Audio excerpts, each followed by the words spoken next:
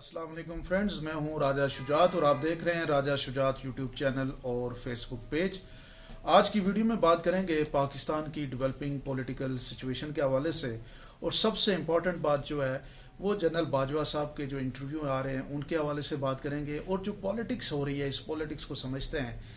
सबसे पहली बात तो ये है कि ये बात आप समझ लें कि पाकिस्तान के अंदर जो अवाम है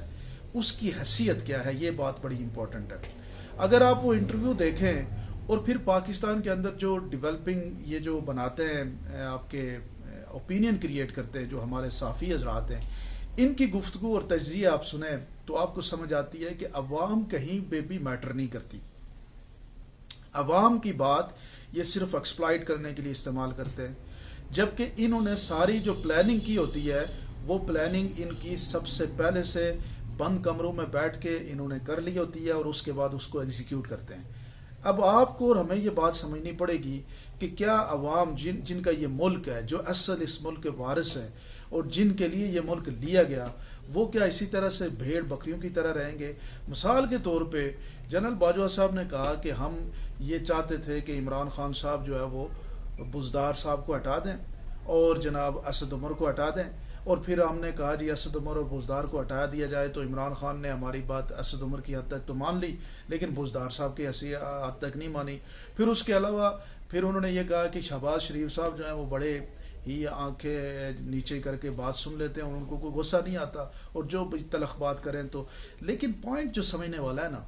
शहबाज शरीफ हूँ या इमरान खान हूँ, ये अवाम के वोट लेके असम्बली में जाते हैं,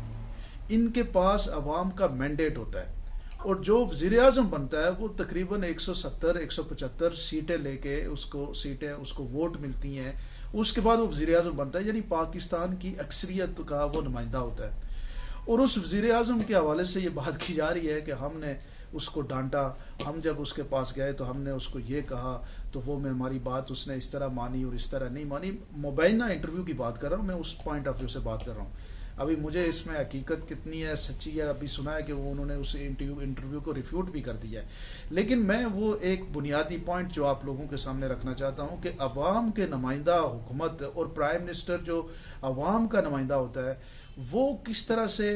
गर्दन नीची करके डांट डपट बर्दाश्त करता है या सुनता है या उसको डांटा जा सकता है। ये बड़ी इंपॉर्टेंट बात है जो हमारे मुल्क के अंदर ये जो सारे मसलों की जड़ है ना, वो इस एक बात के अंदर है। और फिर ये कहा गया कि जनाब हमने ये फैसला किया कि इमरान खान साहब को हटाते हैं और जनाब उनको हटा के तो नई हुकूमत डेवलप करते हैं। अच्छा, जब नई हुकूमत बनी तो उस हुकूमत को ये कह रहे हैं कि वो कोई बेहतर हुकूमत थी। वो बेहतर हुकूमत किस तरह, जब आपने 2 इधर से पकड़े, 4 इधर से पकड़े, 2-3 ऐसी जमातों को आपस में लेके आए जो नजरियाती तौर पे किसी तरीके से एक दूसरे की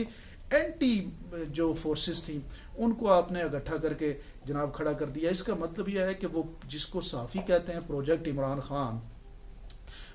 इमरान खान अगर आप ये कहते हैं कि सिर्फ इनकी वजह से बना, तो ये प्रोजेक्ट, ये बात समझ नहीं आती।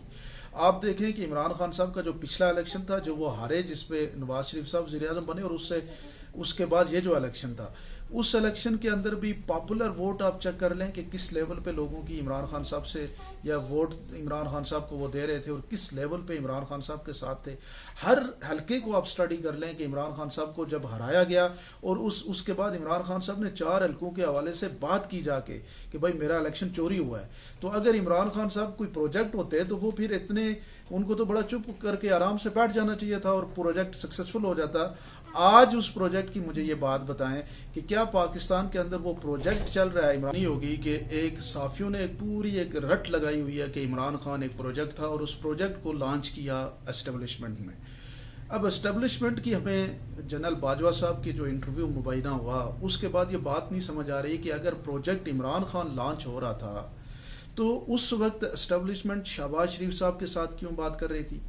मतलब शहबाज शरीफ साहब को वो उस वक्त प्राइम मिनिस्टर बनाने की ऑफर दे रहे थे, नवाज शरीफ साहब को छोड़ने की ऑफर दे रहे थे। तो मुझे ये समझ नहीं आ रही कि प्रोजेक्ट इमरान खान फिर किस तरीके से जो है वो चल रहा था। इमरान खान कोई प्रोजेक्ट नहीं था। इमरान खान पाकिस्तान के अवाम की जो है वो एक, जिसे कहते हैं अल्टरनेटिव फोर्सेस के हिसाब से इमरान खान पे पाकिस्तान की अवाम ने वोट दे के उसको एक लीडर डेवलप किया। 22 साल की एक जदोजहद लगी।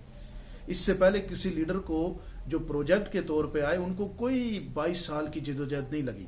ہاں جب عمران خان پرائم منسٹر بن رہے تھے تو اسٹیبلشمنٹ اور عمران خان کے درمیان بڑا اچھا ایک لسان کریٹ ہو, کیونکہ اسٹیبلشمنٹ نے اس وقت اپنا جو موڈ جو ان کا نظر آ رہا تھا وہ یہ تھا کہ پاکستان کے اندر کرپشن کو ختم کرنا ہے اور اس ملک کو آگے لے کے بڑھنا ہے. تو اس وقت ایک میوچل انڈرسٹینڈنگ کے اوپر یہ دونوں فورسز جو ہے آپس میں مل کے چلی. اب اگر عمران خان کوئی پروجیکٹ ہوتا اور کسی کی وجہ سے اس کی کوئی حیثیت ہوتی تو آج پبلک اس کے ساتھ کھڑی نہ ہوتی. آج اگر آپ پبلک کا کوئی بھی پیمانہ اٹھا کے دیکھ لیں تو آپ کو نظر آئے گا کہ پروجیکٹ عمران خان نہیں ہے. یہ ساری یہ جو ایک بیانیہ ڈیولپ ہو رہا ہے پاکستان کے ان لوگوں کا ڈیولپ کردہ بیانیہ ہے جن کے تمام سیاسی اور معاشی جو ان کا یہاں پہ ایک کلٹ بنا ہوا تھا اور جو ان کا ایک انٹرسٹ تھا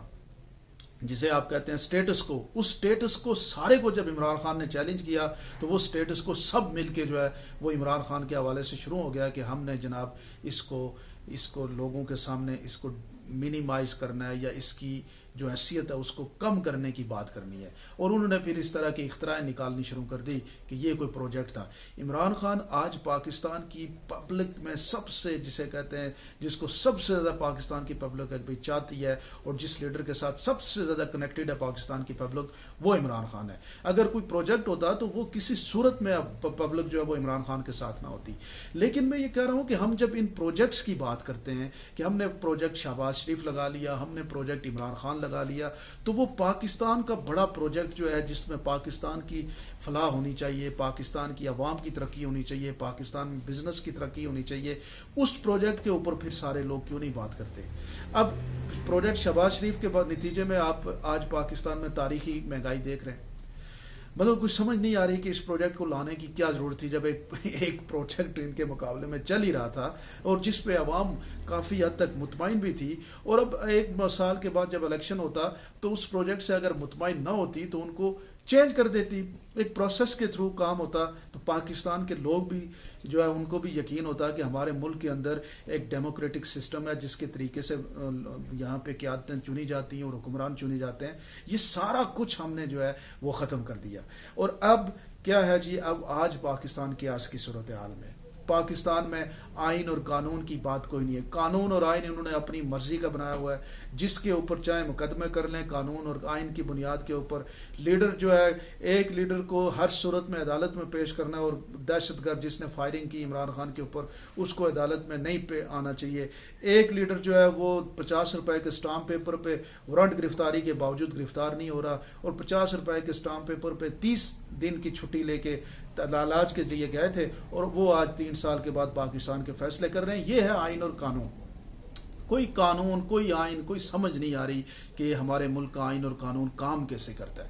تو یہ ساری صورتحال میں یہ سمجھتا ہوں کہ اس سارے پروسیس کے اندر پاکستان کی عوام کی تذلیل ہو رہی ہے. پاکستان کے جو 24 کروڑ لوگ ہیں ان کی تذلیل ہو رہی ہے, اور ان کو اس دفعہ کھڑے ہو کے ثابت کرنا پڑے گا. اور اس کی ایک موقع تو آج ہے کہ عمران خان صاحب کا جو لاہور میں جلسہ ہے, اس جلسے میں آ کے کم از کم یہ تو ثابت کرے نا کہ آپ اس پروجیکٹ کی سیاست میں, بند کمروں کی سیاست میں, اور کس کو نکالو کس کو لاؤ, اس سیاست میں بلیو نہیں کرتے, بلکہ پاکستان کو ایک فلورشنگ پاکستان دیکھنا چاہتے. وہ بے شک نواز شریف کی صورت میں ہو یا عمران خان کی صورت میں ہو, لیکن فیصلہ آپ کے ہاتھ میں ہونا چاہیے, عوام کے ہاتھ میں ہونا چاہیے. پروجیکٹس بنانے والوں کے ہاتھ میں نہیں ہونا چاہیے. اس کا نقصان ہوگا, یہ ملک آگے نہیں بڑھ پائے گا. اور پھر یہ ہوگا کہ 70 سالوں کے بعد جب انڈیا پاکستان کا آپ کمپیریزن کریں گے تو پاکستان آپ کو نظر ہی کوئی نہیں آئے گا. ابھی 70 سالوں کے بعد بنگلہ دیش جو آپ کے بھائی تھے وہ آپ کو چھوڑ کے چلے گئے, ان کا اور اپنا کمپیریزن کریں گے آپ کو پاکستان کہیں نظر ہی نہیں آئے گا. کیونکہ ان ملکوں میں سٹیبلٹی ہے, ڈیموکریٹک پروسیس چل رہا ہے, کوئی پروجیکٹ لانچ نہیں ہوتے, اور اسی بنیاد کے اوپر وہ ملک عوام کی جو ول کے مطابق چلتے ہیں تو وہ ملک آگے بڑھ رہے ہیں. تو ہمارے ملک میں بہتری تبھی ہوگی کہ یہ پروجیکٹ کی سیاست ختم کی جائے, اور پاکستان کی عوام کے اوپر یقین کر کے پاکستان کی عدلیہ کو, اسٹیبلشمنٹ کو, پاکستان کے الیکشن کمیشن کو اور پاکستان کے اداروں کو اس چیز پہ فوکس کرنا چاہیے کہ جناب ہم نے آئین اور قانون کے دائرے میں رہ کے پاکستان کی بہتری کے لیے اور پاکستان کی فلاح کے لیے کام کرنا ہے. اور جب اس پہ وہ فوکس کریں گے تو ڈیفینیٹلی پاکستان کی بہتری ہوگی اور پاکستان آگے بڑھے گا. آپ کیا سمجھتے ہیں ضرور کمنٹ سیکشن میں بتائیے گا. بہت بہت شکریہ.